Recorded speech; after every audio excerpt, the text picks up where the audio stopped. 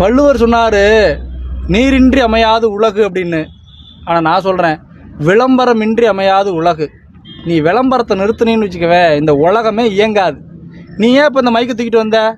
உனக்கு யூடியூப்பில் விளம்பரம் வருது, அது மூலமாக காசு வருது.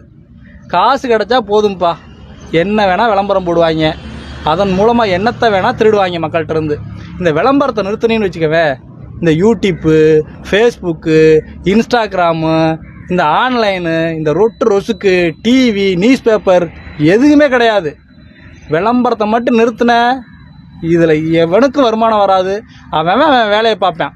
இந்த கார்ப்பரேட் கம்பெனிலாம் இருக்குல்ல, அதை இதையும் சொல்லி ஏதாவது பொய்யை புரட்ட சொல்லி நடிகர்களை ஃபுல்லாக நடிக்க வச்சு எல்லாத்தையும் விற்று தள்ளிடுறேன். பாவம் இந்த ஏழப்பட்ட மக்கள். படித்தவன் கூட அதை நம்பி வாங்குறான்னா பார்த்துக்கவே விளம்பரத்தில் வந்தால் போதும்.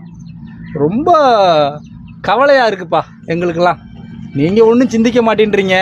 ஏன், எப்படி சிந்திப்பீங்க நீங்கள்? உங்கள் மூளையை தான் நீங்கள் கடன் கொடுத்துட்டீங்களா ஒரு முதலாளிக்கு? எங்களை மாதிரி இப்படிலாம் சிந்திக்க முடியுமா? நாங்கள் வெட்டி இல்லாமல் வேலை இல்லாமல் இருக்கோம், சிந்திக்கிறோம், இப்படிலாம் சிந்தனை வருது. ஆனால் நீங்கள் இதை பற்றி கவலைப்படுறதில்ல. என்ன போட்டாலும் வாங்குறீங்க, அதில் என்ன சொல்கிறாங்களோ அதை வாங்கி திங்கிறீங்க. இப்படிலாம் இருந்தால் உங்களுக்கு தானப்பா நோய் நொடி வரும்.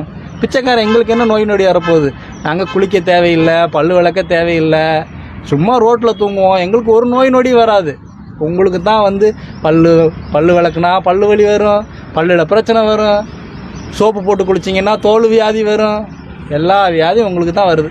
இப்போ விளம்பரத்தால் தான் மக்கள் நாசமாக போகிறாங்களாயா?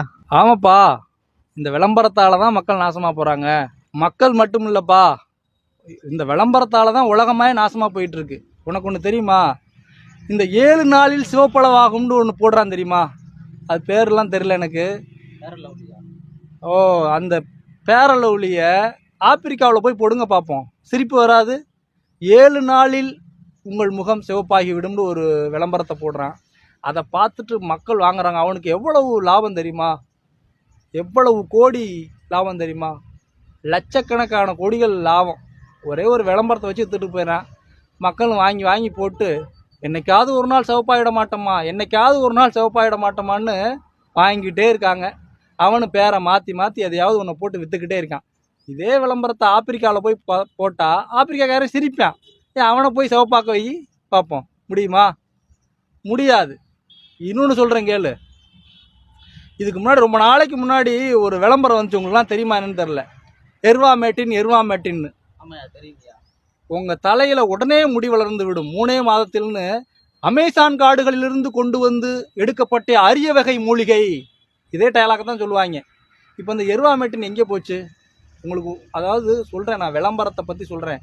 விளம்பரத்தை பற்றி ஏன் இந்த பிச்சைக்காரன் பேசுகிறான்னா, விளம்பரம் தான் மக்களை சுரண்டுது, விளம்பரம் தான் மக்களை தீர்மானிக்குது, விளம்பரம் தான் நீ என்ன பண்ணணும், காலையில் எப்போ எந்திரிக்கணும், எப்போ குளிக்கணும், என்ன சோப்பு போடணும், நீ இன்னும் என்ன ட்ரெஸ்ஸு போடணும், என்ன சென்ட் அடிக்கணும், என்ன பல்லு விளக்கணுன்றதை முதற்கொண்டு, நீ என்ன ஜட்டி போடணுன்றதை முதற்கொண்டு இந்த விளம்பரம் தான் தீர்மானிக்குது. நீ வாழ்கிற வாழ்க்கை அது வந்து உண்மையாக உனக்கு பிடிச்ச வாழ்க்கை கிடையாது. கார்ப்பரேட் நிறுவனங்கள் உன்னை இப்படித்தான் வாழ வைக்குது. அவன் என்ன நினைக்கிறானோ அந்த வாழ்க்கையை தான் நீ வாழ முடியுமே தவிர நீ நினைக்கிற வாழ்க்கையை வாழவே முடியாது. அவங்க சொல்கிற வாழ்க்கையை தான் இப்போ இருக்கிற எல்லா மக்களும் வாழ்ந்துட்டு இருக்காங்க. அதை விட்டு வெளியில் வரணும்னா உன் தாத்தன் பாட்டெல்லாம் வாழ்ந்தான் பார்த்தியா, அப்படி வாழணும். அப்படி வாழ்ந்தாதான் நீ வந்து ஆரோக்கியமாகவும் வாழ முடியும், நோய் நொடி இல்லாமையும் வாழ முடியும். டிவியில் போடுற எந்த கருமாந்திரம் கன்றாவியமும் எந்த விளம்பரத்தையும் பார்க்காம நீனா வீட்டில் செய். பல்லு விளக்கணும்னா அந்த காலத்தில் எப்படி பல்லு விளக்குனாங்க? விளம்பரத்தில் வர்ற பேஸ்ட்டை வச்சா பல்லு விளக்குனாங்க? அந்த காலத்தில் எப்படி குளிச்சாங்க? இப்படியெல்லாம் பண்ணுங்கப்பா. அதனால தான் எனக்கு இந்த விளம்பரத்து மேலே ரொம்ப கோவம். இப்போ அந்த எருவாமெட்டின் அவங்க வந்து என்ன பண்ணுறாங்கன்னா, ஒரு பிராண்டடை போட்டு விற்கிறாங்க. மொத்தம் 100 கோடி மக்கள் இருக்காங்களா இந்தியாவில்? அதில் எப்படியாவது இழிச்ச வாங்க 1 கோடி பேர் அந்த எருவாமெட்டினை வாங்கி தேய்ப்பேன். ஒரு வருஷத்துக்கு அப்புறம் தான் தெரியும் அவனுக்கு முடி வளரலைன்னு. அந்த எருவாமெட்டினோட விலை அப்போவே 4000 ரூபா இருந்தது. 4000 ரூபா இருந்த எருவாமெட்டினை 1 கோடி பேர் வாங்கினா 4000 கோடி.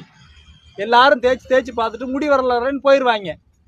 திரும்ப அவனே 1 வருஷம் கழித்து வேற ஒரு பேரை போட்டு திரும்ப உங்களது வழுக்கை தலையில் முடி வளரும்னு விற்பான். திரும்பவும் அதன் மூலமாவது வளர்ந்துராதா? அப்படின்னு திரும்பவும் வாங்க ஆரம்பிப்பாங்க. இதுதான் மக்கள். இது மாதிரி தான் மக்களுடைய காசை சுரண்டி சில கார்ப்பரேட் நிறுவனங்கள் மொத்தமாக வச்சுக்கிறேன். இப்போ மக்கள் காசு இல்லாமல் அல்லாடுறேன்.